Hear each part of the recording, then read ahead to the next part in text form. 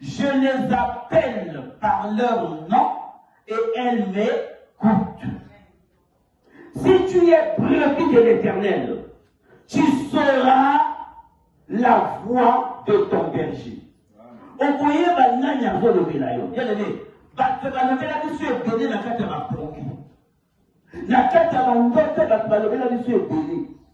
et ebele ba memma ba nzela na bango na kati ya koyoka o ba yokaka bato. Que non, awa na vu direction oyo parce que il fallait na yoka oyo motalobaki na ngai. Il fallait na zwati yango na ndoto balobaki na ngai. Mais comment te soki kozwa na ndoto makambo balobi na yo, tu commences à mettre cela en pratique sans pourtant koyeba source ya oyo alobeli. Le problème, c'est de connaître la source de ce que nous recevons. Est-ce que la source, c'est nous-mêmes? Est-ce que la source, c'est Dieu? Est-ce que la source, c'est le diable? C'est ça ce qui a fait. Suivez-moi très bien. Saoul, c'est Dieu qui l'a choisi. Alléluia.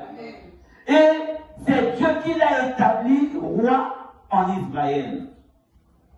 À chaque fois qu'il partait au combat, il consultait Dieu. Et ça, ce n'est pas le premier combat que les enfants d'Israël vont livrer. Il y a eu d'autres combats. Mais dans tous ces combats-là, Dieu leur donnait la victoire. Alléluia.